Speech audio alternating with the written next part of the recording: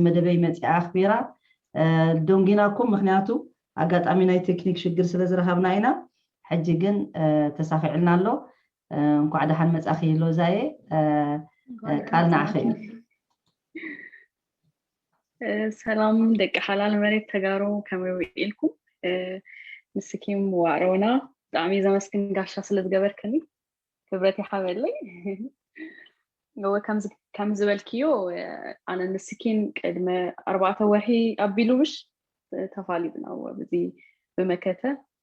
إن جنزبن يكدانن جلم السبساب بقو تفعليتنا مالتيو أنا قدميو ولا هنتي كم زي فرس سبيت أيجبر النيرة ولا هنتي ولا أيجدس النيرة ياو كل سب كم زفلتو إثيوبيا طرح زبل زنبركو ناي أديس هوا سبسلت كونكو إثيوبيا مبر تجراي أمهرا يجلا زبل منفس أين برني يجين دهري زي 4 مشتور حب بيدوجن زريو نجار كله دس لزي بلني بقى وديو تقيره مالتي كم زتفلطو يا ناي مننت ጉዳይ ስለዝኾነ ማለት ኩላትና ከም ትፈልጥዮ ናይ ኢትዮጵያውነት ማነኮ ክጅምር ከለኹ ኢለ ኩሉ ግዜ ተሰሚዕኒ ይፈልጥን ኢትዮጵያዊት ምዃነይ ጥራይ ትግራዊት ግን ግዴታ ኢትዮጵያ ስለንበሃል ንምባል ኢና ንብል ነርና ግን አዲስ አበባ ተወሊዱ ዝዓበየ አምሓርኛ ከም ዝንዓኺት ዝቐለለ ቋንቋ ኺ ማለት እዩ እዚ ከማን ሕጂ ብጣዕሚ ጽቡቕ ትዛረበለኽ ትግርኛ ብዙሓት ኣለዉ كل جزء محرنيا مالسي نورمالي قانقا سبت زعبه خلو عدي تولد خلو عدي كم زدقنا بزعد حجي زقللو قانقوم ولا تغرينيا تخالو ولا خالق تخالو سويدن قانقا يزخون زغر ما يكون كومونيرو جن سخطراي زي كونه كم بقدما يون اين عالم مصينيرو بمحرنيا يتزاربو سخون لك يزاربت خليه بمحرنيا تدليخي جن بتغرينيا تدليخ تقصلون كله تخليه حجي أبزي مسبت حقن أنت أينا عخسي نايمن النت طيا قديم تشكي كم زي عينت مسكونة ولاس ببيتسب سلة شاء مالت بزح نجار قالوا كوخن يسوون ولا بيتسوون ده هاللوي ولا نايمن النت كي تقدسه من ممكنش زي بلو تقراويون قالوا إيميليو أب الساعات زي نفلطهم زي نفلطهم اليوم قالوا حجي اسخجن أنا بكم متوقع سنة زجبركسي اتي قندي بقى وشتخي زتاساسو انتاي انا وشتي زتاساسو اني تزاري بقدم حجي نس انتاي تاساسي كنتاي خمو كبيركي معرو خمزي ليتن قدرن كم زريك زلو انا تقالسي توصي بلايف تزاربي انفورميشن تقبري مكاته ገንዘብ አኪ ክትሰርሒ ፉል ታይም ዳርጋ ስራሕ እንዳሃለውኪ እነዚህ ናይ ትግራይ ቃልስኻ ብዘይ ዕረፍቲ ኢኺ ትሰርሒ ዘለኺ ስለዚ ብዛዕባኡ ንሽተይ ተዛረብክና قدمي زي أب تجراي كونات نلاقلو ناي بإنستغرام ناي أب سعودي عربية زلوا تتجمعوا نعطاتهم نمردع جمير فيديو صريحين مالتهم ساعتهم سب نمردع خمسيو إلى تزاريبة ناي عم بتاع ناي حارستوت قبل كلو أرتيستات زجبرو نعطاتهم كادين نكيلة تجرينا تزاريبة فيديو صريحة بزهم ما يتسنهن هنا أب سعودي عربية زلوا صقومات لمردع تسيء نيرة فيديو صريحة قالة سامون ورهي ما يتسنهن الشؤون بزو سبات تقاتلون ما بتي تايزو بهالماي كاراديو قالة بقوم حزينة فيديو صريحة نيرة بكله نيرو قال لك كونات كم جمارو قدم أبيلو أبوي تأثيرهم مالتي تقرأ ويسلز كونه ترى شو أنت عايز جزء عايز نجرني نعي كيتسم بديلهم ما نمسيره مجرد كلهم فليتهم أنا ترح عايز فلت كل جيله قل سبات ندارولو بخبر زنبرنا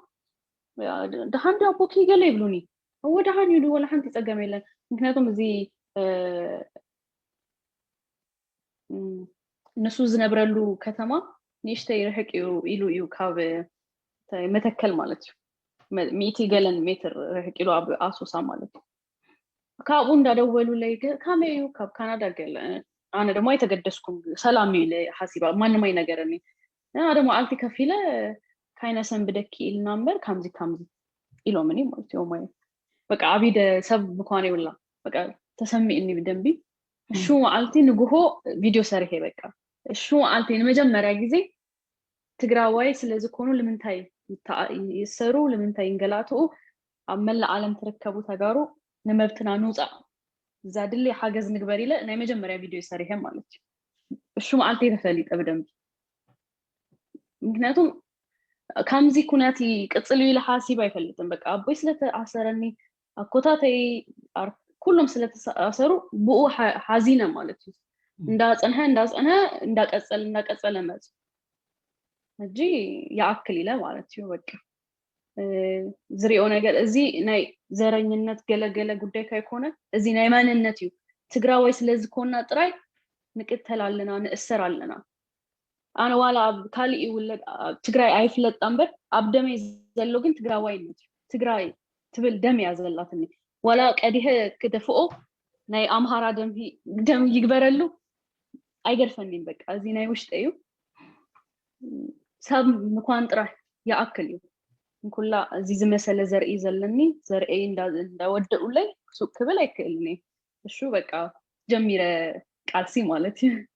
يا مغنياتون احنا كما خي كم زخماي بوليتيكا زي نبرنا وتات زي نبرنا بزح نعاخون نسمع نيري نسغي زرقنيا خونكي ناي إثيوبيا زي تبلين منتاي ناي تግራይ تبلين منتاي حجي ناي ناتكي بهر طراي تزاربي بزحهم تزاربا نيرو مالتي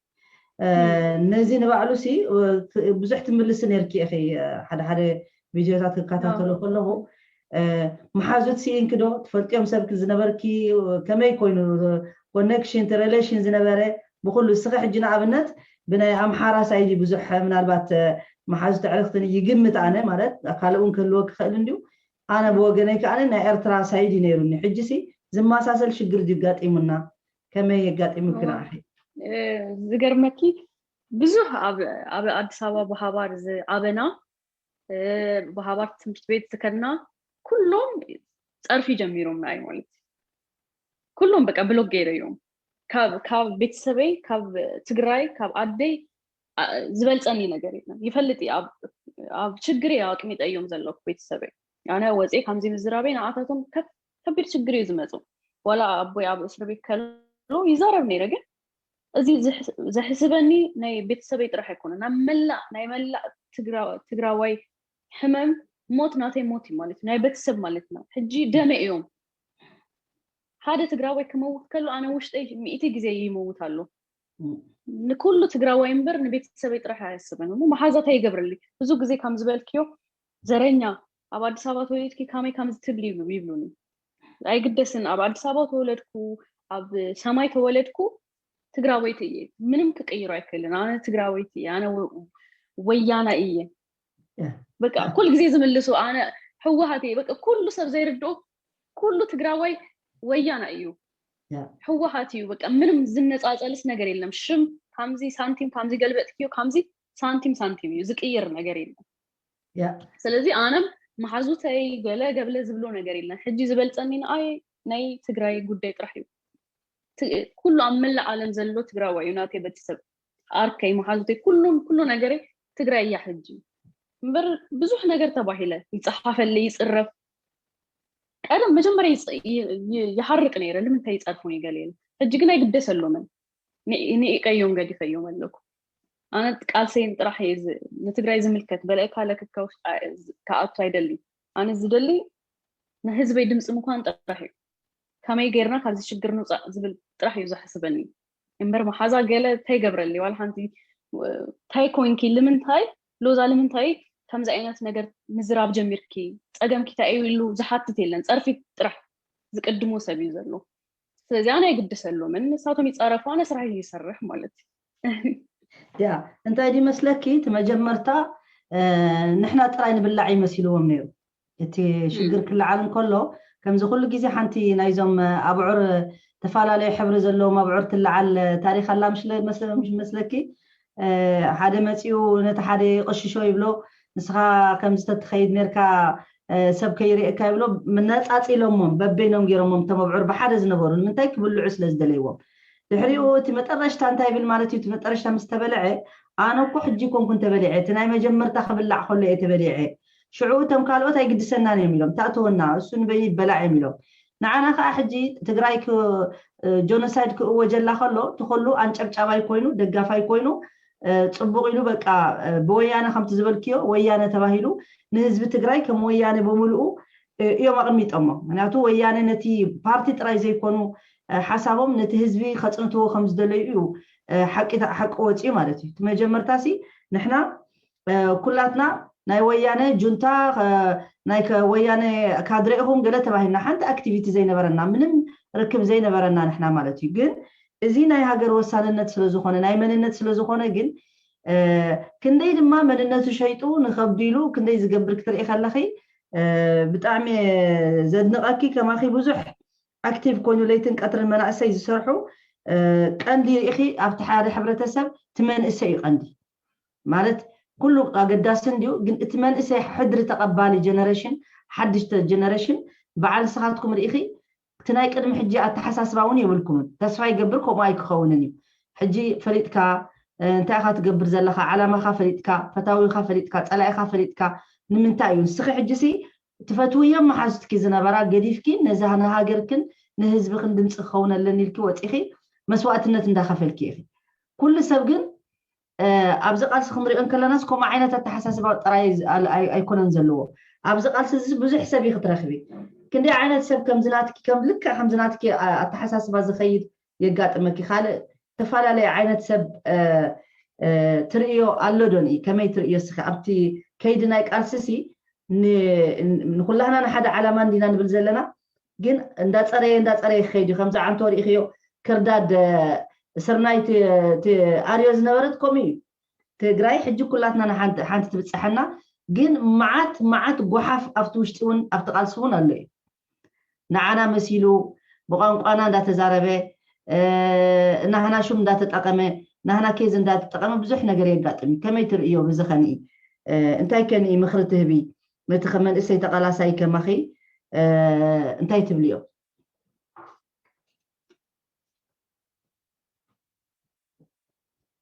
اوكي تسمعني زلخي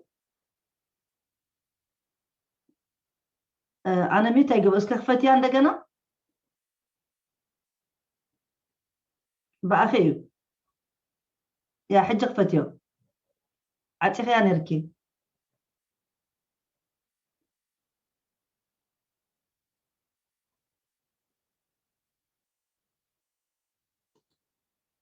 اسك يسمع انزلو اتم كان يسمع له حوات اسك نقرونا اسك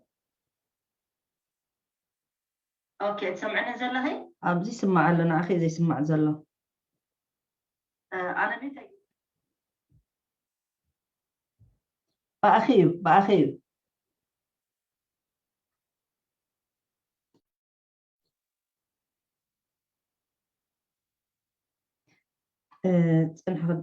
باخي باخي بزي كونن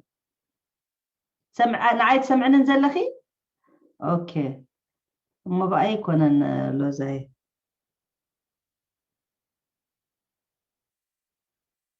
بغلو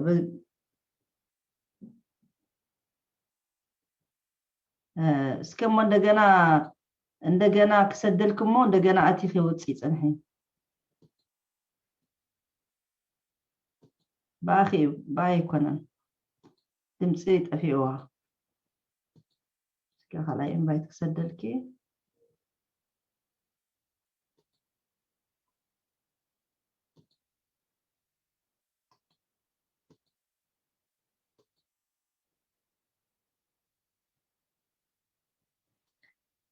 ድምፂ ሎ ዝኣብይዋ ኣሎ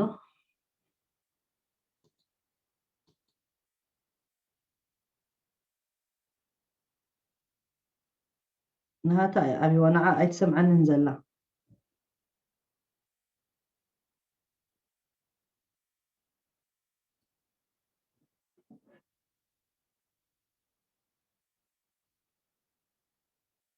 ኦኬ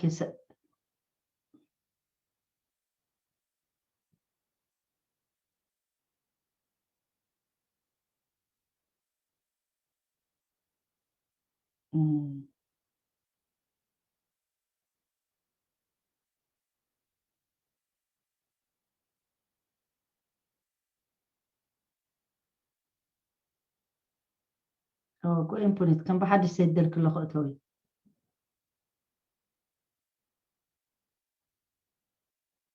وتأخذ بحد يشتغلتو تخيلها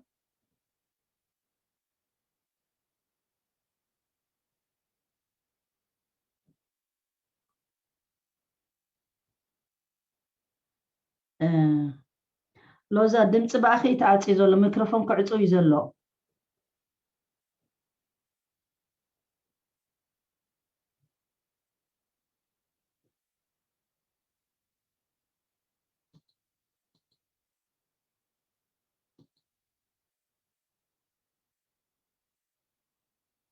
اوكي كم بحدش كتاتيا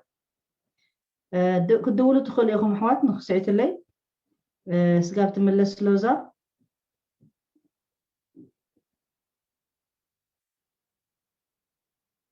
سانا زكافلو دول اللي يزبلو لي اوكي ملتي على حج ايدو اسكي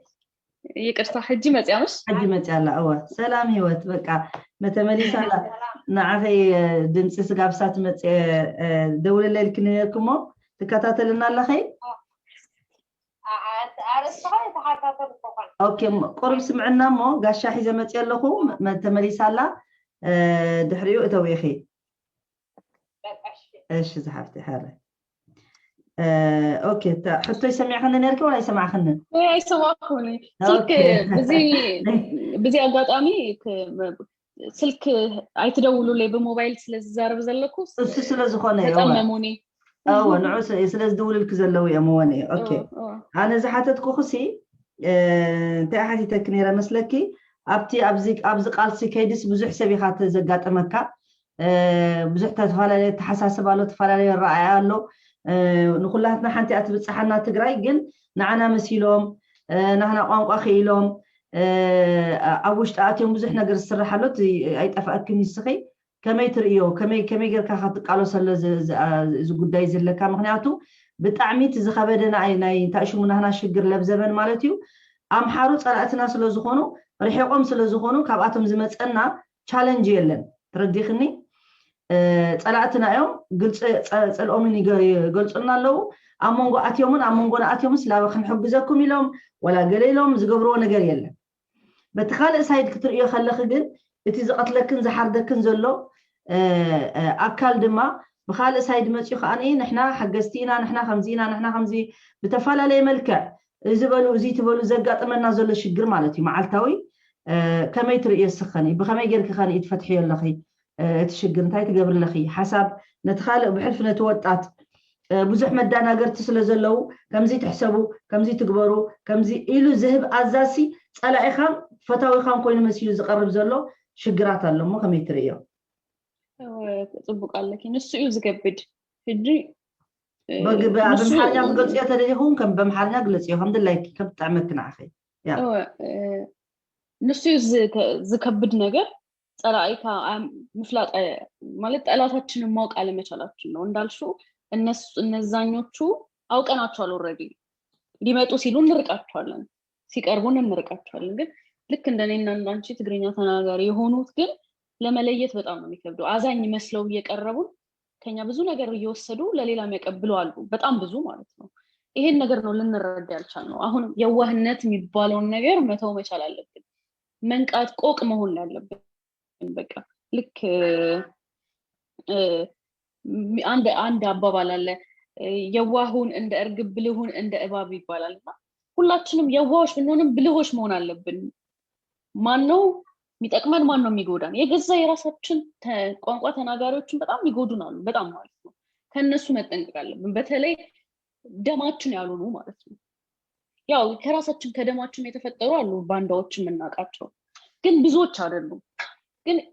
በቃ ትግራዋይ ጥራሂ ናትኪ ሕመም እንድሕር ኡስታዛ ተጎዲኣ ንኣይ ብደንብ ይስምዐኒ እንበርት ካልእ ኣይኮነን ናትኪ ሕመም ናይ ትግራይ ኣዶ ክትበኪ ከላ ብካያታ ንዓዩ ዘቃጽለኒ ናይ ባሃቂ ማለት እዩ እንበር ነቲ ሓደ ትግርኛ ተዛራባይ ኣይኮነን ክርድኦ ዘለዎ ነገር እዚ እዩ ፈታዊ መሲሉ ግን ጸላኢ እዚ ምፍላይ ኣለና ዝፈቱና እንደመሰሉ ቀሪቦም አነ ከንት ግሬክ ግዜ ገንዘብ ክረዳኩም ካምዚ እንዳበሉ ግን ዞሪሎ ዝገብርዎ ማዓት ነገር አሉ ካብኡ ግን ንጠንቀቅ ብልህ በሊሓት ንኩን ካይንሽወድ ንጥንቀቅ ያ ሕጂሲ ንሕና ኣብቲ ሓዊ ተተኺልና እንዳሃለና ትሽግሩ ርኢኺ ዝቐነ ዝርርብና ኣብነት ከምዚ ዓይነት ክንዛረብን ከለና ንሕና ፅልኢ ትገብሩለኹም ኣብ ህዝብታት እዩ ትዘረባ ፅልኢ ንሕና እቲ ዘሎ ኦልሬዲ ኢና ንዛረበሉ ዘለና ንሕና ፅልኢ መዓስ ኣምፂናዮ መን ኣምፂዎ ፅልኢ ትግራዋይሲ ካብ መዓስ እዩ ፅልኢ ብዛዕባ ፅልኢ ተዛሪቡ ብዛዕባ ፅልኢ በቲኑ ካብ መዓስ እዩ ሕጂ ግን ኣነ ንዓይ ህዝበይን ሃገረይን ዘብርስ እንዳረኣኹ ግን ደሎ ዘየሎ ክሕውነት ዘየሎ ፍቅሪ ዘየሎ እንታሽማ ውሽጠይ ዘየሎ ኣይዛረበሉን ያነ ዘይኮነ ሱቕ ዘይብል እንታይ ምፅኦ ሕጂ ግን ኣነ ስኺ ሓፍተይ ልክኒ ዘይትፈልጢ ክጎድአክም ዝጀመርኩ ሓፍተኽ እንዴ ታሽግር ኣለዎ ሱቕ ዘይትብሊ ዘይትኽእልዮ ዘይትፅመምዮ ምሕረት እንዲፅቡቕ ፈጣሪ ምሕረት ሕጂ ኩሎም ፈጣሪ ሞ ማዓስ ቀተሉ ኢሉ ፈጣሪ ማዓስ ሕማቅ ግበሩ ኢሉ ማዓስ ሰቕሮ ስረቁ ኢሉ ማዓስ ሰብ ዲስክሪሚኔሽን ግበርዎ ማዓስ ኢሉ ፈጣሪ እዚ ኩሉ ተዘይግበር ነይሩ እኮ እዚ ኣይመፀን ነይሩ ስለዚ ኣብቲ ንዑ ዝሰማምዖ መፂኡ ስኺ ናይ ፈጣሪ ስበኺ ይብለኪ እዚ ኩሉ እዋን ናይ ፈጣሪ እንዳሰበኽና ካልእ ከዓ ናይ ሕማቅ እንዳሰበኸ እንከሎ ሽዑ ዳኣነ ፈጣሪ ከምኡ ኣይብልን እኮ ኣይተባህለን እዩ እዚ ትሽግር ዘሎ እሞ እቲ ንሕና ክንገብሮ ዝግባኣና ብሰዓት እዚ ሲ ነቲ ሰብ ብሕልፊ ነቲ ወጣት ክርድኦ ዘለዎ ንሕና ናይ ምቀኝነት ንመፃኢ ሪቨንጅ ክንገብር ሓሳብ እውን ይብልና ግን ኣብ ሰዓት እዚ ንዓና ግን ናይ ህዝብናን ናይ ሃገርና እንዳይ ክሕመና ዘሎ እምበር ናይ እንዳማትና ስምዒት ክሕመና ይግባአና ወላ ሓንቲ ክንፍጠር ከለና ንሕና ተጋሩ ምቀኝነት ተንኮል ከምዚ ዝበሃል ነገር ተማሂርና ኢቭን ኣብ ቤተሰብናት ክንውለድ ከለና ወላ ኣብ ከተማ ንወለድ ትግራይ ንፍለጥ እምበር ዘረኛ ኮይና አይተፈልድና እዚ አይት ይሄን አትውደድ ይሄን ጥላ ተብለን አላደግንም አንድ ቋንቋ አንድ ሃይማኖት ተብለን ያደግነው እስላሙን ማክበረን ክርስቲያኑን ማክበረን ሁሉ በቋንቋ ተከባብረን ይኖር ነው ለዛም ይመስለኛል እኛ እንደዚህ ከትግራይ ውጪ የተወለድነው በጣም ምንናደደው አብረናቸው ስለኖርን ነው እናጣቸዋለን ብሔር ብሔረሰብ የተባለውን በጠቅላላ አብረን በልተናል ጠጥተናል አብረን ተምረናል አሁን ላይ ተነስተው ጥላቻቸውን ሲያሳዩ በጣም ምንጎዳው ምንናደደውም ለዛ ነው እኛ ቤተሰቦቻችን ፍቅርን እንጂ ጥላቻን አስተምሮ ስላላሳደጉን ኢቭን በመንግስት ደረጃ ስትንጂ ያለፈው መንግስታችን አማራን ጥሉ ኦሮሞን ጥሉ ብሎ አስተምሮን አያውቅም የኛ ጠላት ድህነት ነው እያለ ነው እስከ ህልፈተ ሞቱ ድረስ ጠላታችን ድህነት ነው እንጂ ጠላታችን አማራ ነው ጠላታችን ቢልሻንጉል ነው ጠላታችን ጉራጌ ነው ብሎ አላስተማረንም እስከ እዚህኛው እድሜ ድረስ እንደው ነፍስ እስካወጥኩበት ድረስ ጠላታችን ድህነት ነው እያለ አገሪቷን ለመቀየር ጧትና ለሊት ሲሰራ ነው ማቀው እንጂ አማራን ጥሉና እሱ ጠላታችን ነው ተጠንቀቁ ብሎ አስተምሮን አላለፈም ያ መንግስት እንጂ ከመጀመሪያው ጀምሮ ጠላታችሁ ይሄ ነው ብሎ ተነግሮን ቢሆን ኑሮስ አሁን የደረስንበት ደረጃ ላይ እንደርስን ነበር ንቆች ነው ነበር ስንሰደብ ትግሬ ሌባ ነው ስማችን ሌባ ሆኗል ግን ትግራይ ህዝብ ሌባ አይደለም በጥፍሩ ሰርቶ ከመሬት ተነስቶ የሚለወጥ ህዝብ ነው ኢቭን የቢጦቻው መንገድ ላይ ስቴጅ አዲስ አበባ ላይ ለማኞች እንኳን ቤተክርስቲያን ምን በየቦታው ሲለምኑ የምታያቸው ትግራዮች አይደሉም የትግራይ ሰዎች አይደሉም የትግራይ ድርስትሚውን ጠግኖ የሆነ ነገር ብሎ ሲሸጥ ነው ምናየው እንጂ ሲለምን አይተናናቅ ሰርቶ መለወጥ የሚፈልግ ህዝብ ነው የነበረው እኔ ማቀው እንጂ ይሄ ጠላቴ ነው ይሄ ወዳጄ ነው ብሎ ተንኮል ሲያስብ እኔ አላቅም ብቻ እኔ አላጋጠመኝም እና አሁን ላይ ይሄ ነገር ለትግራይ ህዝብ ይገባል ብዬ አላስብም ሲቀጥል ደግሞ እነሱ በደስታ የኛ የትግራይ ህዝብ ሲያልቅ በደስታ ቆሞ ያጨበጨቡ ይያሉ እኔ ለምንድን ነው ለነሱ ማዝ ነው እንደ ሰው ሲሞት አዝናለሁ ሁሌ መላል የሰውን ህይወት መውሰድ የሚችለው የፈጠረን አምላክ ብቻ ነው እሱ ብቻ ነው የኛን የሰጠንን እንትፋስ መልሶ መውሰድ የሚችለው አንድ ፈጣሪ ነው ግን እሱ እስኪወስደን እንኳን ጊዜ አልሰጡንም ሰው በገዛ ሰው እየተበላላ ነው እንስሳ እንኳን እርስ በርስ መበላላት አቁሟል ሰው ለሰው እየተበላላ ነው ስለዚህ እኛን ሆነ ብለው ዘራችንን ለይተው ዘራችንን እያጠፉ እንዴት ነው ለሌላው ላዝን የምችለው እነሱ እኮ ለኛ አላዘኑልንም እኮ ቄሱም ሆነ ሸኪውም ሆነ ጴንጤውም ሆነ ሁሉም በደስታ ነው ቆሞ እያየን ያለው ስለዚህ እኔ ለማንም ጠበቃ ልሆን አልችልም እኔ ለአንድ ለትግራይ ህዝብ ብቻ ነው ጠበቃ ልሆን የምችለው እንዲስታይ በፍጹም እነሱ ናቸው ይሄን ነገር ያስተማሩ ክፋትን አስተማሩ እንደዛ ሆኖ ግን የትግራይ ህዝብ ክፉ አይደለም እያየሽ ነው በረሃ ላይ የሁላ ሰራዊት ተማርኮ በስነ ስርዓት ይዞ መክሮና ዘክሮ ይልካል መልሶ ይመጣ ያጠቁታል አሁንም በስነ ስርዓት ይዞ ያለው ይሄን ያህል ነው የዋህነታችን ያስጠቃን ያለው ግን እነሱ ስማችን ሌላ ነው አሁን ሙሸታም ነው ሌቦች ነው ያብዬ ነው ደምዬ እንደሚባለው ማለት ነው የራሳቸው ወደኛ ገልብጠው በቃ የትግራይ ህዝብ እየተገደለ እየሞተ ጀግና ነው በቃ አሁንም እምቢ ነው የሚለው በቃ አንገቱን አይደፋም አንገቱን የደፋ ቀን የትግራይ ህዝብ የሚቆጥረው እኛ ህዝቦቻችን አለቁ እናታችን ተገደለች እህቶቻችን ተደፈረች ብለን ተስፋ ቆርጠን እጅና እግራችን አጣምረን አንገታችን የደፋን ቀን ያኔ የትግራይ ህዝብ በጠቅላላ እንደሞተ መቆጥር ያን ያረግን ቀን ነው እንደሞተን መቆጥረው ስለዚህ አያም ነገር ነው ስለሚያበሳጫቸው ነው አሁን ደግሞ ደጋግመው የሚጎዱ እኛ ደግሞ ደግመን ደጋግመን አንሸነፍም ትግራይ ታሸንፋለች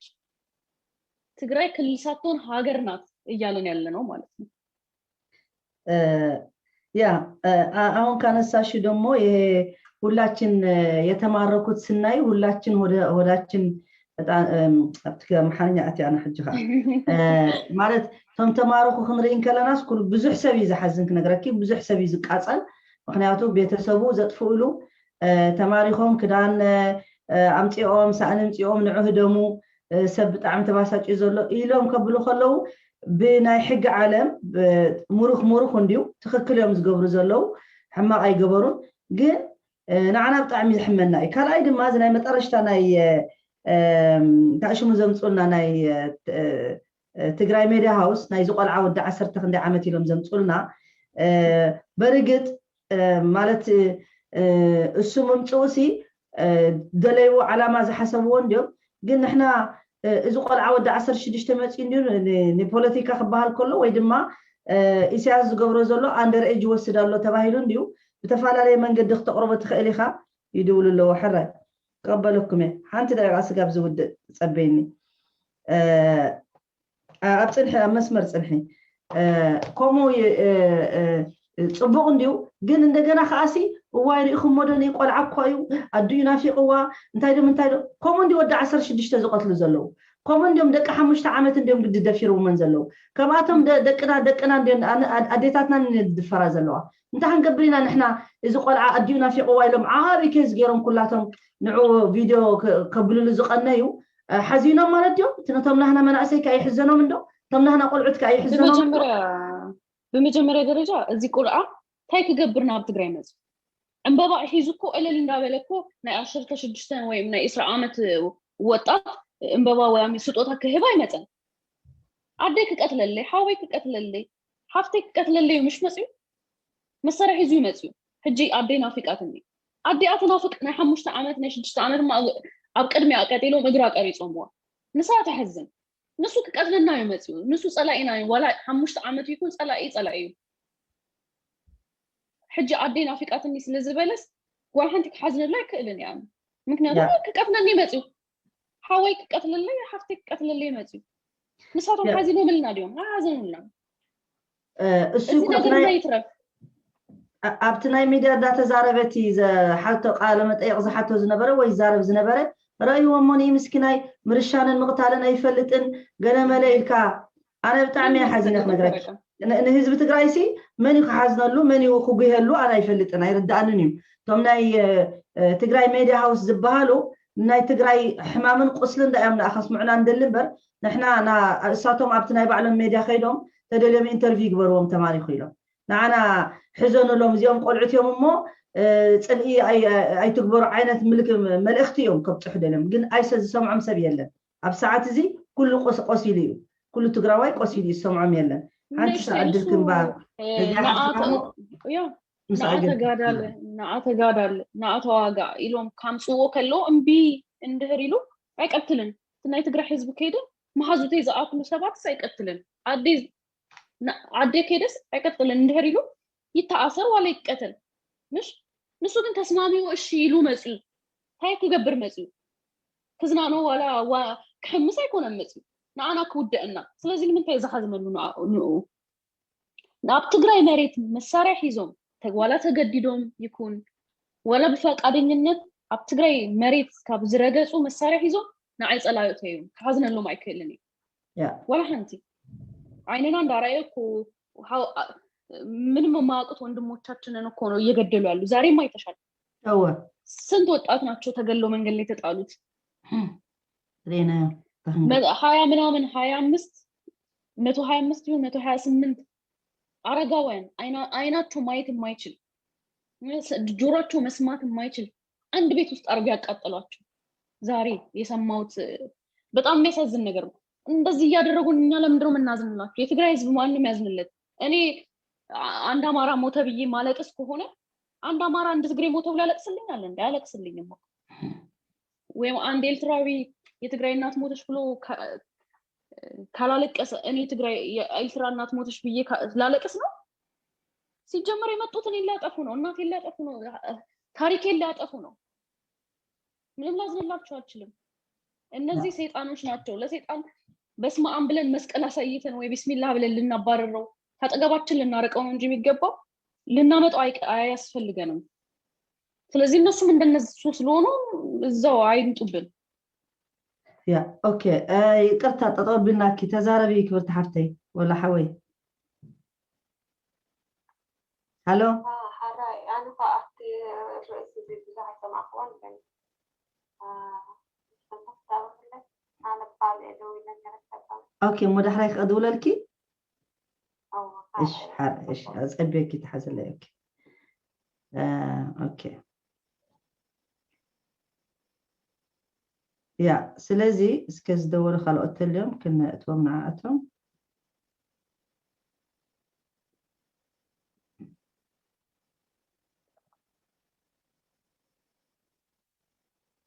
اوكي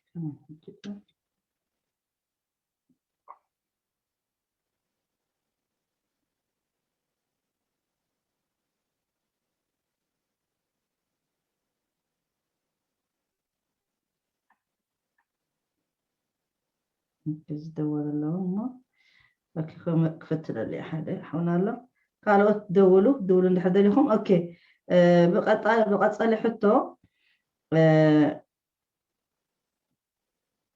هالو هالو سلام ناب مدمنا دويل كامش كتتلنا لها يا والله اوكي احنا حجي دول كامس يلني مسحفتنا الوزازه نقبر لنا مو هو عرفت بزعبه اول نزرب لنا حسبت لك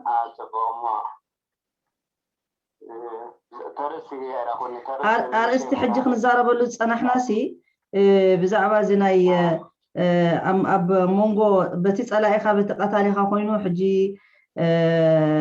تفعلالي صلئي تقبر لكم زبحال زلو بزعبه اون تزاريبنا مو كتقلت صني حلو ذا حجي اشغاري مخانو ግን نحنا خا فتاوينا نصلاينا نكفلط له الى تزاريبا صبو مو انتاديت حسابكم بزغل مالتي ايوا صلاي زبال نعاقه مسخه صلاي كلامات كهاجر كيركا زي غورار يبر نعاقه مسيا غزاها اتي نقتلك نوررك زي سوال افكحاز صلاي تبزي حمدلكاي تنكفو اي صلاي تبزي على خذ هرزربا خمي عين صلاي قاول كافتي زور زلق فعل شفشفا او زوزي عند اي خمسه صلاي هي بتقراي دوز زلوسي اتشغاري حما كناتاتي زني صلاي انا نحنا وعدنا بعنا عنا في تقراي نحسن بركالي ما نقروي تقراي دسخه كوانا خبتقار ندعلي يله كدمي غانه كدمي تقرايون خاري قروي سواو حلفنت يله تنات كاسب تنات كتقراي يقلكا خالي انا قروي فتاو تقبر تنات كاسب قصلاي نغا زي كبولي حقاوي يكون زو غاستوعو لزلو مالتي يا بعل غزا مجمريا بعل غزا اينا يغزو زكتو قرويت كا ابغزا هاتيو كاستاسيلكا اي خللي أي ملكتوني نايجوزو على خبرة دو زسيل كأفكار حازو زخم زكيرمنا نحنا قلنا لمنتاي أنا متيم نمتاي زنا جفتو نمتاي نحنا وريرم نعمر نحنا نبات نخينا زورنا وين نبات نخينا جفتنا له بوتايله زحدا عدا سبات كم الحاسم من العلي فتوت تجراي حالي تمثيلهم مش تقبل كالي زناي تجراوي كوينا كل تجراوي تحل كل رؤوس نخدنن ويكاد رؤوس نخدن في زلو كيجا يوم ما سعادات اسمه زلهم كاتسلالو برتاع يخذ صلاة ايش بطعم زمزقن اكزاكت يعني اللي زعوينا نزرب زلنا بطعم زمزقن حره ايش كاتسلا كون نخل لنا ايش يعني اللي ايش تشاب يا مخنياتو حدا سبسي كم استفلتي أنا أبنت حجس أب سويدن بحدينا نبر تفلتي أخي حقنا في سويدن أب كل بوتا حدا نجر كم زخون اللهو أب صراحة أنا أبنت تجات إموكي زخونة ما نمسبنا أخي بمننتكي ولا بهايمانوتكي بقولة تتنكي فوق خمانسي مثلا لك وتيخي كتكسي أيقونن قبلكي ما نمز سمعتك زجاجة قبلك كمان ما نمسب أيكيني مخنياتو استسمعك سمعت نعخي سخيختوننيو ما نم كايدي خلين كم زقسم معك كلو كم زخونه كلو يلزون نكيلن سقاب كم زتراقي قومسي كندي حق غيروم يم ترديخني نخلو زحلو مالتي حدا سب كي غدا انا بهايمانوتي كي غدا اسخ بهايمانوتكي بملكعخي برغدخا بقطنخا بسيت سبيت مخانكا بتبعتاي مخانكا بطعمي تراقوسي لبها وما انت يبال درت كنا في خلو تخلي سيستم يزلو حق يزلو ما نمكم أمود ما مستودع عدي تولادي ودع عدي حادة درجة أغميت أمنا تريال لخي حجسي معرو نحنا قل تولدنا الله هجر عدنا نبلا خماني كل جزء كم قال أي زيجا خون كان دانا بركة زل العالم قالوا أت بقدميت متيوم نعاتهم قد قدمي عند توهبه كل جزء زل العالم حجس عبد ساعات إذا أنا أنت إزبل يأكل يبقى إذا تقرأ وايد ما ولا نرأسو ولا نزمت زل تولدسي نبعلو نخبر نبعلو نخفتو نفسو خفتو مخنياتي ينعق له نفسو بعلو اتخال إذن عقاك كازولا بعلخا نفس خاصلة العقها أنا سي كما يقولنا عيقشني الحدث بنسيو دي يكون نقريلو نسي نعو آمينة تختي لخيدي خير أنا حنقول يبالي انديو زخونتات زري أزولو خلص عن صواري قسي بعليكو السنة يخيلني تردي خني سلسس إزيو بزناي زعد خد خماني كم تريو ندجنا خاطي ناي قالس ناي دق نستيو خون ناي بملو ديمونستريشن اب عالم كله تخايد ريخي اخي ندجنا خاز مص زلو سمن وي دما نقدام تحسيبو زلو ناي سويدن كا كله تقاليلكم بزعبو تغلصكلنا دس يبلن هو كم زبلكيوم ابزي ሁሉም የሚታወቅ ነው ዓለም ላይ ያለ ህዝብ ያውቃል ምን ያህል ክብር እንዳለ በሃይማኖትም በቋንቋሽም ሆነ በከለርሽም ይሁን ምን ሳትነኪ ነው የምትኖሪው ይብለ ሴቶች ያለው የበላይነት ሁሉም ሰው ያውቃል ውጭ ሀገር ያለው ከወንድ በፊት ነው ከሁሉም በፊት ሴት ነች ቅድሚያ የሚሰጣት ከዛ ህፃን ነው ከዛ ውሻ ነው ከዛ ወንድ ነው እያለ ነው የሚለው የገዛ ሀገራችን ላይ ተወልደን ያደግንበት ሀገር ላይ ግን በነፃነት እንኳን መተንፈስ አልቻልንም ያ ቀጥሊ እና እኔ አንዳንዴ በጣም ነው ማዝነው እንደዚህ ውጭ ሀገሮች የሚያልፍላችሁ በብሔር በዘር በሃይማኖት አይጣሉም ያው ያደጉ የበለጸጉ ሀገሮች ናቸው ህግ አውጥቷል በህጋቸው መሰረት ይሰራሉ አንዳንዱን አይመቀኝም አንዱን መሬት አይመኝም እኛ በማይረባ ነገር በመሬት ነገ ተተናት ለምንሄደው ዓለም የሁላችንም ቤት የዘላለም ቤታችን ከመሬት በታች ነው ሰው ማወቅ የተሳነው እዚህ ለጊዜያዊ ቤታችን ለጊዜያዊ መሬት ቋንቋ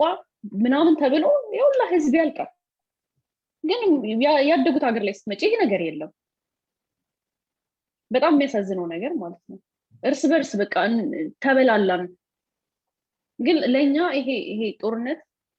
በጣም ጎድቶናል እንዳን ልባችን እንዳይጠገን አድርገው ነው የሰበሩት ግን ያንን ነገር አናሳይም እኛ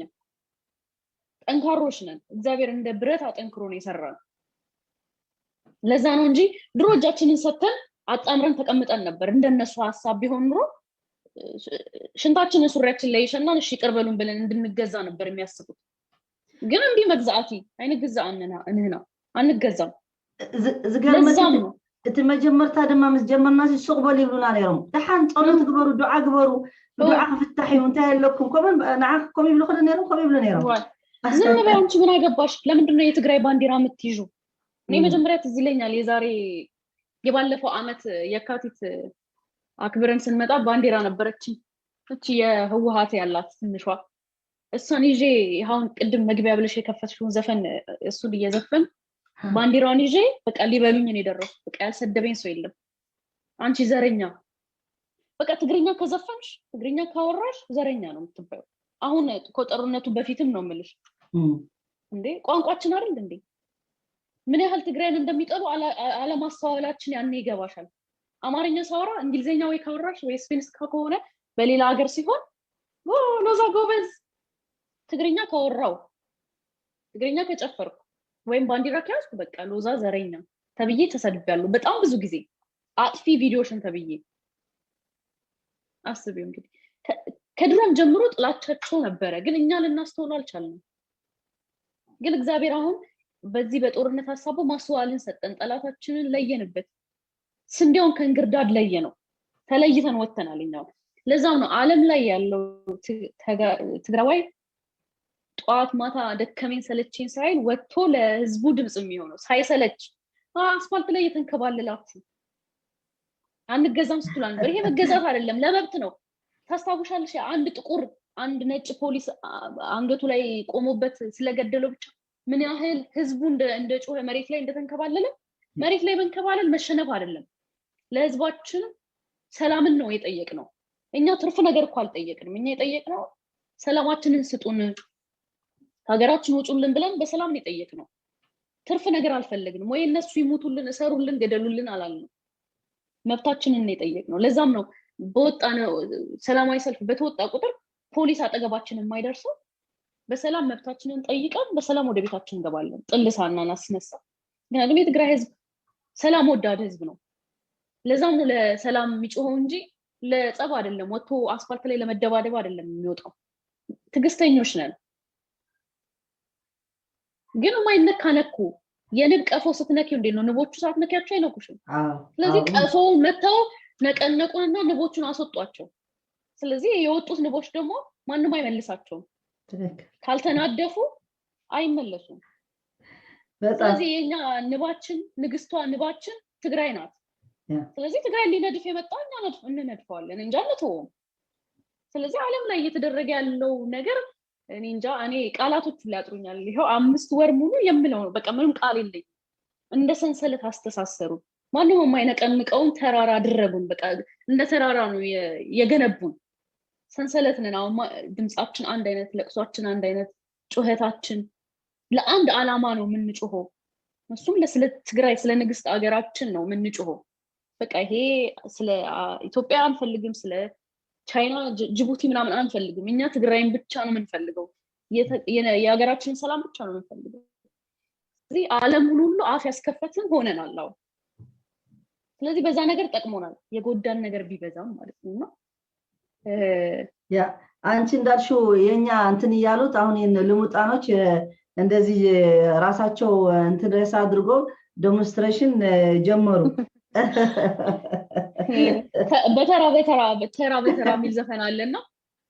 ያንተ ቤት ሲንኳኳ ይሰማል እኔ ቤት የኛ ቤት ሲንኳኳ እነሱ ጥጋቸውን ይዘው እየሳቁ እናንተ ውሸታሞች ድራማ የሚችላችሁ የለም ድራማ እየሰራችሁ ብለው አሾፍብን አሁን ደግሞ ተራውኛ ነው እኛ በእነሱ አናሾፍም ግን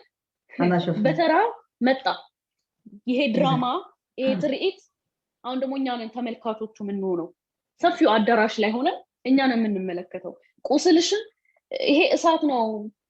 እንዳትነኪው ያልኩሽ ካልነካሁት አላምንም ካልሽ የነክተሽ ትቃጠያለሽ ይሄው በለኮሱት እሳት ተቃጠሉ የራሳቸው የተቃጠሉ ነው ያሉት ምክንያቱም ታዲያ ምሳሌ ዝባሃል ሎ እንታይ መስለኪ ንሓው ዝፈሓሮ ጉድጓድ ንባዕሉ ይኣትዎ ኣብ ኩሉ ቋንቋሎ ስለዚ ንባዕሎም ንዓና ከጥፉ ኢሎም ኣትዮም ግን ዝገርመኪ ንዓና ከም ዝበልክዮ ብጣዕሚ ዓብ ትምህርቲ ይሂቡና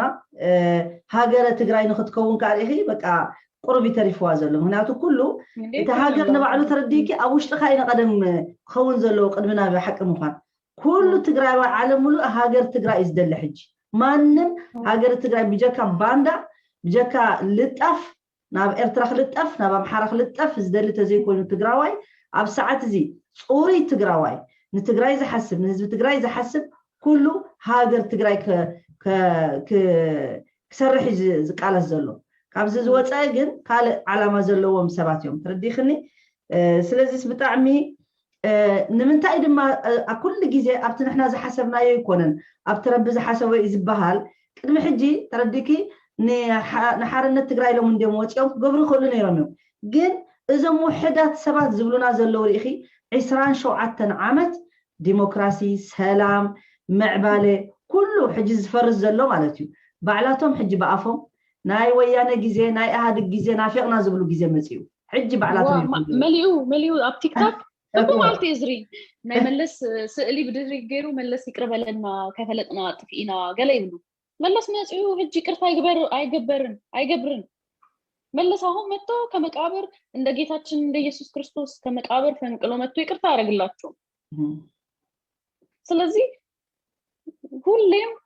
ሰድበሽ በእጅሽ ያለውን ወርቅ እንደ መዳብ ነው የምትቆጥሪው እጃቸው ላይ ያለ አልተጠቀሙበት ምንም ነገር አሁን ከእጃቸው ሲወጣና ሰላማቸው ሲጠፋ ማሩኝ ቢሉ አንሰማቸውም ከሆነ ውሃት ማረን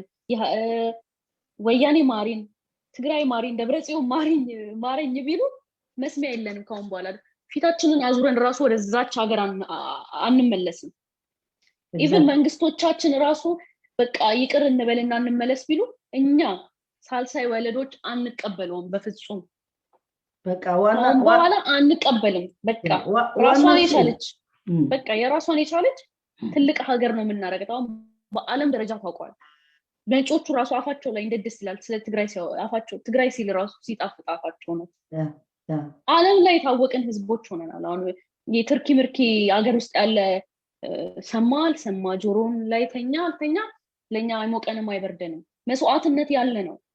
ሀገር ስትገነባ ሁሌም መስዋዕትነት ይከፈላል የኛ ቢበዛም አሁን ላይ ግን እነሱ እንትኖች ነው እንዴት ነው ስዋዕት ሁሌም ህያዎች ናቸው በሰው እጅ ላይ የተገደሉት አምላካቸው እጁን ዘርግቶ ነው የሚቀበላቸው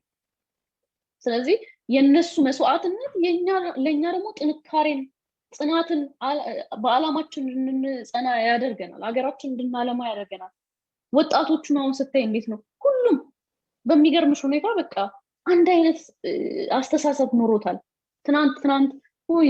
ትግራይ ምንድነው ትግራይ ባህር ያሻግር ወንዝ ያሻግር ሀገር ናት ብለን የምንላት የነበረችው ትግራይ ግን አሁን ላይ ጸጽተናል እኔ በተለይ በጣም ነው መጸጸተው ያኔ እንደዛ ብዬ ባለማወቅ የተናገርኩት ነገር የባንዲራዬን ውበት እንኳን አላቆም ነበር ያኔ ካረንጓዴ ቢጫ ቀይ በስተቀር ባንዲራ ያለ አይመስለኝም ነበር ግን አሁን ውበታችን እንደ ኮኮብ ወጥቷል አንጸባረቀ በቁርአን ምን ይላል መሰለሽ እኛ ማናቅም አይደለን አንዳንድ ጊዜ የምትወዱት ነገር ይጎዳችኋል የምትጠሉት ነገር ደግሞ ለእናንተ ጥሩ ነው እናንተ አታቆምን ያቃለው ብለዋል አላህ Subhanahu Wa Ta'ala ፈጣሪ ስለዚህ ይህን የመጣ ለኛ ችግር ሆኖ እየታየ በጀርባው ግን ለትግራይ ለህዝብ ትግራይ ለሀገር ትግራይ ጥሩ ሁኔታ ነው የሚሆነው መጨረሻ ላይ አንደታችን ሲላት ነው ያ ሾታችንን ነቀለልን እሺ ጊዜ አንቺ ሰላም ሰላም هاوكي دحانده ايتا من قاتيكي نو اب لايف قصلي حسابي خمس مش يا هو ني لا بدي خبر لخي هو واي انا دما كذا عاجمو مسكين زي حجزونا يبدلو ما بخميك حجزهم كذاكي لا يخن حجزهم اوكي مو دحريك دوللكي بقى صبغ ولي حر ريخي شجر الله حدش مالتي زناي تكز عصمم بمعلت حدش صقم يمصلنا له كل شجر يزمص زلو كنا حق وينا صقم يلا هو حلو استاذ في سوق عتيه سمينا كنديا هو يقول تحصل تبصح زخل حساب نقرنو فازلنا حساب كميه بتو نحن نزارب زلنا بزعبه تفلالي نطبندينا تزاربنا نابنت ازي زلو خناتات مالتيو ابتي ناي قالسي حيدت مالتيو እቲ ጸላይ ኻን ፈታዊ ኻን ምፍላጥ ነቲ ትግራዋይ አገዳሲ ምዃኑ ነቲ ሃገር ትግራይ ምህናጹን አገዳሲ ስለዝኾነ ትግራዋይ ሲ ስጋብ ክንደዩ ክስጋብ ማዓሲዩ ኩሉ ግዜ كله ناتو غيرو كله حاو غيرو خير سيس جمع عسويز بلا رئيستينا حجي مجرشان الزارب نيرنا تفارالي خالق نتبلونا العلنا نيرنا أو عفا ذهب كني نتوخذ مجمرتان ذهب كني عدد بتعني زمستين كاستن زدنا أن وعرفات حنتي عدينا أخي كأني في كمسكنة كيدا اللي معرفه بالمغلطة لا يفتزل سلطعين حاعة كما يوعيلاتكم لحن يوعيلاتكم كل فتو بالمغلطة أتي سلعينا فتاوينا خندي معزك كندي زي تتقراواي كله فتاوينا لحنا برندي سنية حساس الإشكال مع زيود مدينية حساس أوه كسكال مع زيو كسكال نحنا طلعتنا مني علي يركو فرينا نفلت إننا مكنياتو نعم الناس إرترا إنا طلعت ما يانتنا زي جيجا الرادة أيزلنا إرترا أيكون تهاجر ببع تنزي هنا طلعنا تهاجر ضمن إتايا طلعتنا كسرحتها أنها للتهاجر سرح مثلا هاجر يا طلعت الزبراتينا 5 سرطات صريحة فلذي أفتوش تقولوا كبرتساب نحنا تقارينا نحنا إرتراويان أيتولنا نحنا تقارينا من النسنا تقراوين نسلو فلذي أقول لكمنا نحنا نتخمينا هنقالس وينا خلو نصفاتكم تقارو أيكون كومن حقسنا أيكون كومن تنولمون قبو أيكونا من يصلعينا بصرخة عبين صلع هزي تقراي سيوني تخينو هاجر كسرح كلا أصل إن تقراي سنستسرحت وكم في بوليتيكا إيكونوميا إرترا أبزي بايت أصول زخنا عفتنا يصل إن تقراي تسرح لا كلا تسرحت ناي بوليتيكا إيكونومي لسه ما حطه لا إثنا خينا مالتنا في بوليتيكا إيكونومي عفتوش فقط أمر بايتا ناي تقراي طلعت سنة زخنات مالتي تزلي كوني كبايتها كوني طلعت وكم بوليتيكا أعوذ أمته عملنا أنتي ناي إرترا بوليتيكا إيكونومي أفتو ناي مننت كرايسيس وكا ناي مننت قلولاو زلوهم نتقراي طلعت زخنو أو أم سلسة أمتا نساتهم دما نتهم نعنا زدوتو تغارو زخنو مننتهم إذيهم وطيهم كونعكم يوم كبرهم يوم إننا بلت منقسي أو صريحو نتعرف ربنا نتا كان طلعتنا ديرنا كان نجد تقرأ طلعت كيري صريحوا مالي تتلزي نزي أيكون طلعنا نتهزم طلع مالي نس كوخون بالبجع مالي فيه ماني طلعنا فلينا حنوقع يزلنا ماني فتاوينا ون فلينا نحن فلزلنا مر بمونو طلعنا يوم بمولو فتاوينا يمنا نعمل إبناء مكنياتو كاين خسرون مثلا تقالستي كاب تقراوين عقب قالسو تنزلو نزي أمون عبي بايتاي أمتو ننتاي النسيام إنا فرينا حنا أمت أمي درمي يا عني اللي زحفة يا عني أوه قالوا نديو 5 حسب إتا هاجر بملئتا كم تسأل تقميت أخا مجمر تأتباقا قسعة أبز ساعات زقن كاب تقراوين لعلي ارتراوي زقالس أنا بوغني كمزي ناتكا كبودايسي قال ككندخا قبل الكعينتي تنقر قن كل سبعين بلنزلنا نحناون زخونو خينو قريسنا ينعنتو تي ملسيون تملي سينيريو بتزبالكيو كم زون حساب الله سلازي كابزن العلم نالبات حيزك بزح سلازخونكو حساب بتصح علو تبليون نحركونكي زي تزاربنا له كلاتنا تقالسي قطلو خمزلو تي منسي خونتي كل تحبرت سبات اكثر محل فيناي زي صباح متاش مخ انا ديمونستريشن ناي قدا ناي سويدن كا نشتا انفورميشن مزعو انت قليت كنا تصبو أو قدام أبريل 10 ساعات 10 هذا كله تجارو أب ملأ سودين تنبرو مالتيو ولا بزي قدس كاب سودين موزعي زلكم دحر كيلكم متيكم نعدكم دمسك تكونوا صابي تقرب زي أقطامي أب سودين كم زفلت بكوفيد مكنات بزح دومستراكون مقبار عين كإلنينا كم كالوت كم أمريكان جل بزده كعلامات ክንከብር ሓሲብና ኣለና ዝተወሰነ ናይ እግሪ ኣሎ በመኪና ኣሎ ማስታወቂያ ገለ ሰሪሕሉ ነይረ ኣብኡ እንድሕር ኣቲኩም ሊንኪ ኣላ ያ አውሪደ ያለ ዝተቀመጠ ሊንክ አለ ኣብኡ እንዳኣተኩም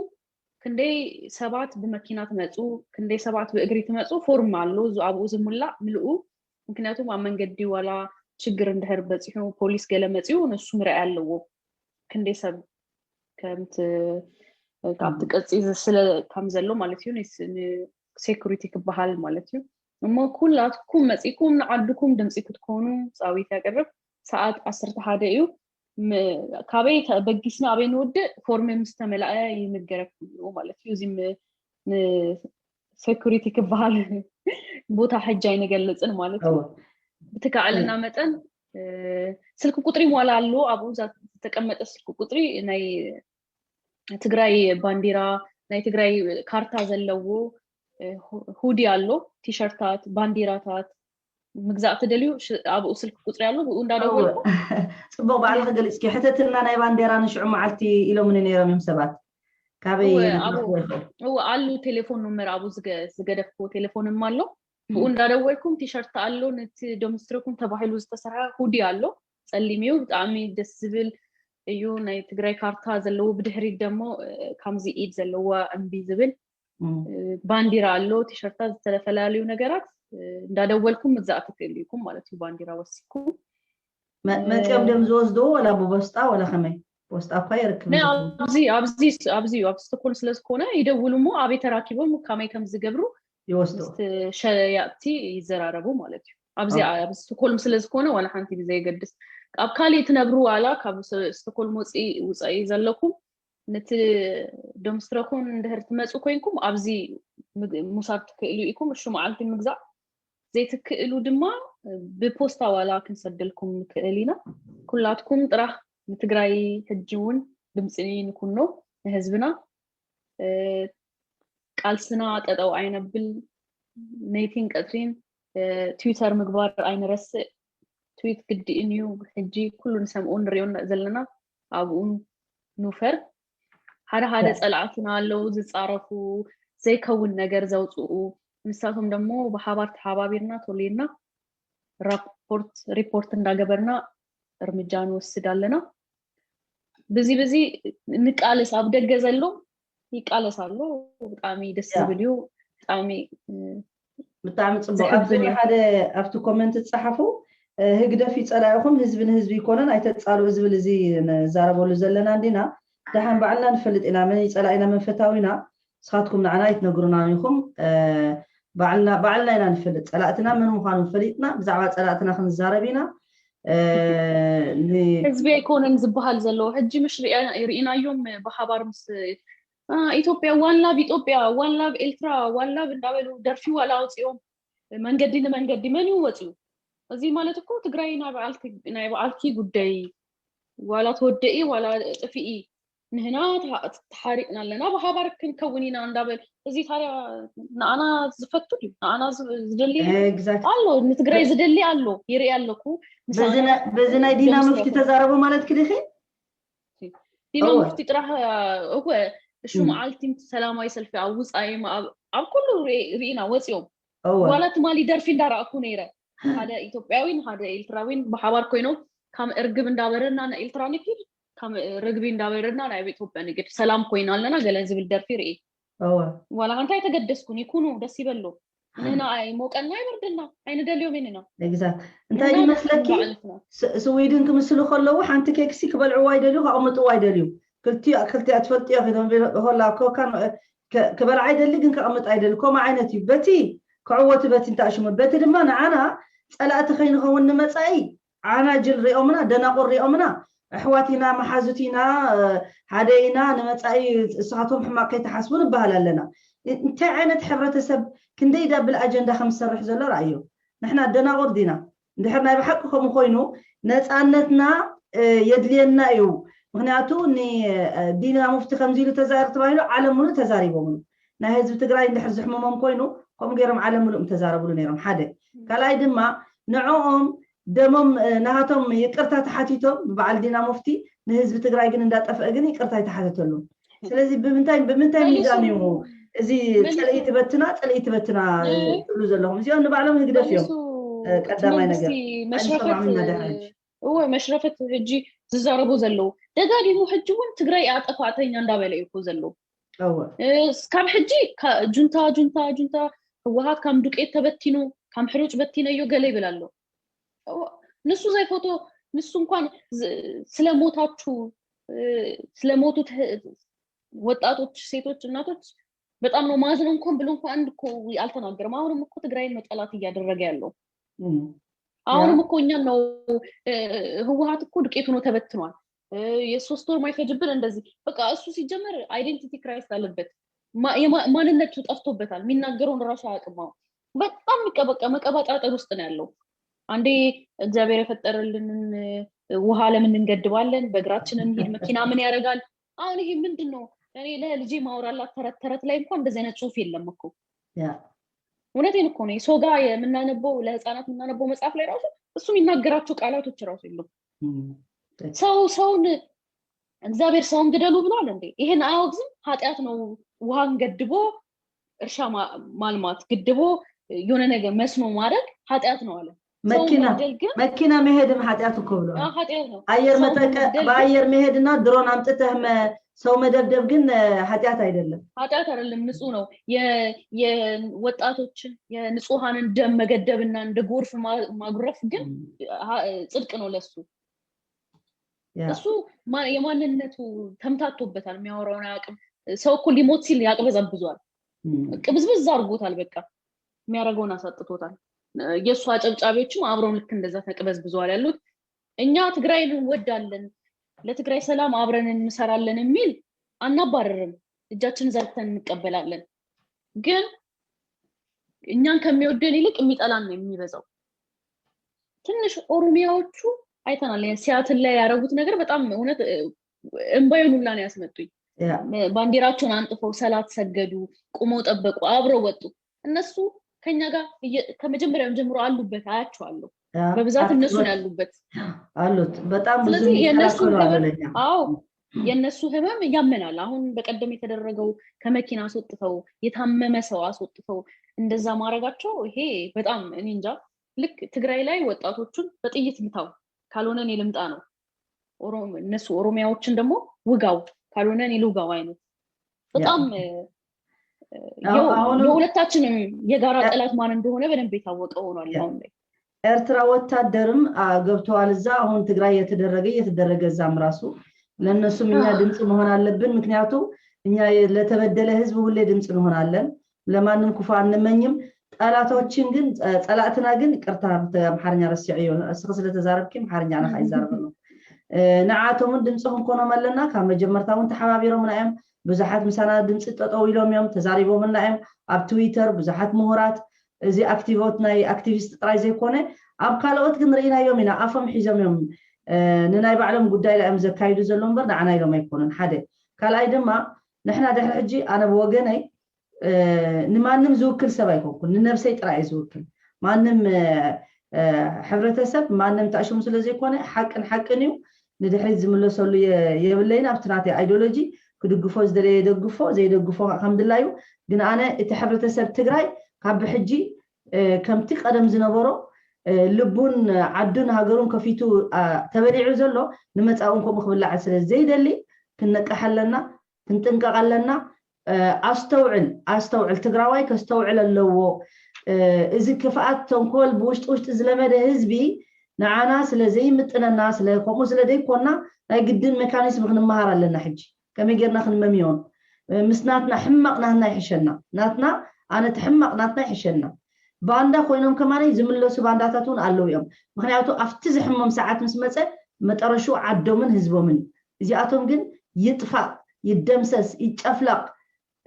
ይቆረፁ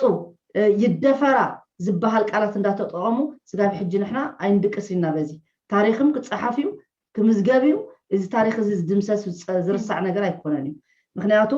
ንሕና ዓሻሺ ይኮናን ቆልዒ ይኮናን ካራሜላ ተዋሂብካ በኺውንካ ካራሜላ ሃቦ ሞድ ሓንሶቅ ክብል ዝበሃል ዓይነት ኣይኮነን እዚ يحملنا يو أتبقى يحملنا يو النبت عمي خمس جنة كز دليل وزان دحر كالة تبجوز زي بالكي نفسي كم تعمي زي مسكين قاشا سلز جبركني كالة جزء بمحارنيا مولون بسويدن قاون كنجبرينا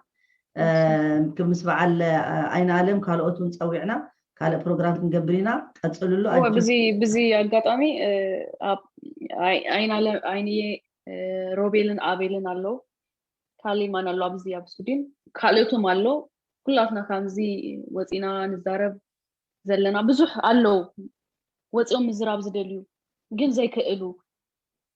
كألوتهم يدلكيو ناي مزرع ناي زربا كألوتهم يدلكيو مصحاب እንዳደልዩ ዘይጽሕፉ አለው ምሽ ግን ከምዚ ወፂና ሓደ ወፂና ንዛረብ ዘለና በሓባር ተሰባሲብና ዝኮነ ነገር ንግበር ክንገብር ይደሊ ንሱ ሓሳባት ብውሽጢ መስመር ተደዋይልና ኩላትና ክንዘራረበሉ ኢና ብጣዕሚ ዘመስግን ኩላትኩም ኣብ መላእ ዓለም ትርከቡ ተጋሩ ስላዳመጽኩምና ብጣዕሚ ነመስግን ዘላዓለማዊ ክብርን ሞገስን ምስዋዕት ትግራይ ሃገራ تقرأي تسئر لا هاجرة ترى تسئر يعني لا تعمي إذا مسجنا كي كورات حواتنا حاتن أبزخن بلوكم هنا بحنتي دمدميت درفقنا عطينا يعني لنا أبكار مدرس جاب الرخب حسب نجدن أفعل على كل نجر حسب نحنا ترى يكون زوسنا هزب تقرأي تزلوا أبتي حوزلوا هزبي السبع لي زوسنا تسمحنا جوه كمي عينت فيتشر وين ما نمتعي كمي كم زخون كم زدلي بتمزقاش حزلوا عميدا خوينهم نساتهم نحنا حساب كن لقسينا بحسابنا ما نمسب كوننا نايك إلنيو بدليتنا خوننا نايك إلنيو هاجرنا عدنا حمل الناس لزخونة أما يزلوا إيدون أب حوزلوا إيدون حدث لزي كونه كم تنهاتكم أما يزلوا إيدكم كن حسب عين خلينا تترديهم مطلوب تزي ترديهم مجمع ناتكم قدايو يعني الله وآخر دعوانا الحمد لله رب العالمين وصلى الله على نبينا محمد وعلى آله وصحبه أجمعين والسلام عليكم ورحمة الله وبركاته.